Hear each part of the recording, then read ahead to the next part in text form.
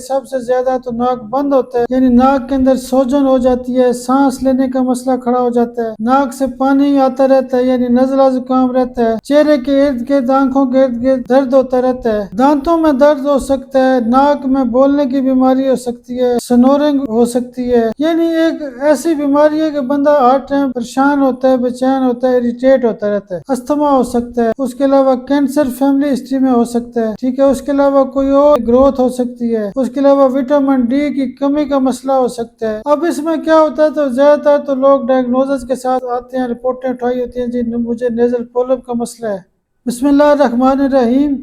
سائم homeopathic infertility clinic سے آپ کی خدمت میں حاضر ہوں۔ آج کا جو ٹاپک ہے وہ نیزل پولپس کے حوالے سے ہے۔ بہت زیادہ لوگوں نے کہا ہوا تھا کہ نیزل پولپ کے اوپر ایک بہترین قسم کی ویڈیو بنائی جائے۔ سب سے پہلے ہم دیکھتے ہیں کہ نیزل پولپ ہوتا کیا ہے۔ ناک کے اندر ایک بیسیکلی گروتھ ہوتی ہے، یہ گروتھ ناک کے اندر بھی ہو سکتی ہے اور سائنس کے ایریے میں بھی ہو سکتی ہے۔ یہ جو گروتھ ہوتی ہے بیسیکلی نان کینسریس ہوتی ہے، لیکن اس کی بہت ساری علامات ہوتی ہیں کہ علامات میں یہ ہوتا ہے کہ سب سے زیادہ تو ناک بند ہوتا ہے، یعنی ناک کے اندر سوجن ہو جاتی ہے، سانس لینے کا مسئلہ کھڑا ہو جاتا ہے، ناک سے پانی آتا رہتا ہے یعنی نزلہ زکام رہتا ہے، چہرے کے ارد گرد آنکھوں کے ارد گرد درد ہوتا رہتا ہے، اس کے علاوہ بخار ہو سکتا ہے، چھینکیں آتی ہیں، یعنی ایسے مریضوں کو ہر ٹائم الرجی کا مسئلہ بنا رہتا ہے۔ نیزل الرجی بھی اس کو کہتے ہیں، وہ بیسیکلی پولپ کی وجہ سے ہوتا ہے۔ اسی طرح کر کے اور کیا ہوتا ہے کہ ایسے بندوں کو ٹیسٹ صحیح طرح نہیں آتا، ان کو لاس آف سمیل یعنی اسمیل نہیں ہوتی، دانتوں میں درد ہو سکتا ہے، ناک میں بولنے کی بیماری ہو سکتی ہے، سنورنگ ہو سکتی ہے، یعنی ایک ایسی بیماری ہے کہ بندہ ہر ٹائم پریشان ہوتا ہے، بے چین ہوتا ہے، اریٹیٹ ہوتا رہتا ہے،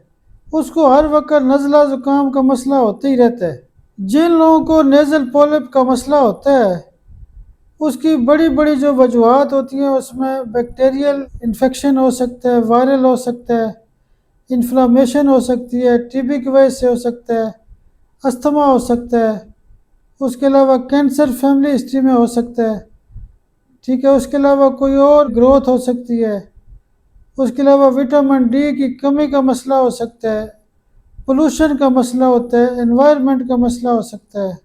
جن لوگوں کا امیون سسٹم کمزور ہوتا ہے اس کی وجہ سے بھی نیزل پولپ کا مسئلہ ہو سکتا ہے۔ جینیٹک کاز بھی ایک بڑا مسئلہ ہے، سسٹک فائبروسس ہو سکتا ہے، کوئی پیدائشی فالٹ ہو سکتا ہے،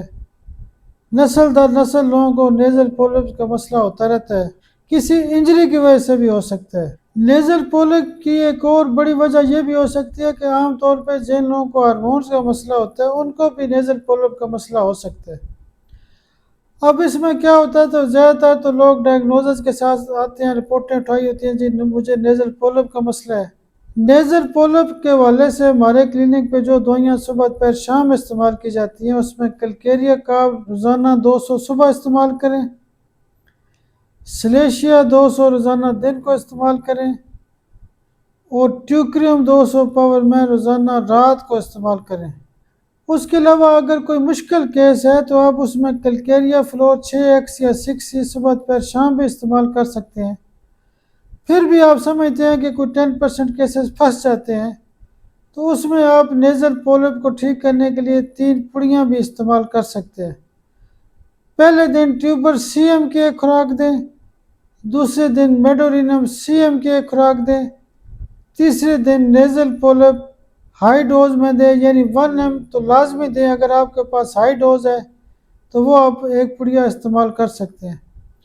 نیزل پولپ کے حوالے سے یہ جو دوائیاں میں نے بتائی ہیں یہ بہت اچھا کام کرتی ہیں اور میکسیمم کیسز کو ٹھیک کر دیتی ہیں۔ دیکھیں کئی دفعہ یہ ہوتا ہے کہ ہم نے اچھی دوائیاں دی ہیں لیکن کیس پھنس جاتا ہے، لیکن کازیٹیو فیکٹر کو ہم نے نہیں بھولنا۔ اگر خاندانی مسئلہ ہے، پیدائشی مسئلہ ہے تو کارسینوسن کی ایک ڈوز دے سکتے ہیں، یعنی کاز کو ہم نے نہیں بولنا، کاز جو ہوگی اس کے اوپر دوائی لکھیں گے۔ بعض کیسز میں ٹنکچر بھی استعمال کرنا پڑتا ہے۔ لیمنا مائنر کیو پاور میں ایک ایسی دوائی ہے کہ جو نیزل پولپ کو یہ دوائی بھی بہت اچھا ٹھیک کرتی ہے۔ آپ میرے لیے دعا بھی کیا کریں۔ اللہ پاک آپ کو بھی صحت اور سلامتی دے۔ بہت شکریہ، بہت شکریہ، بہت شکریہ۔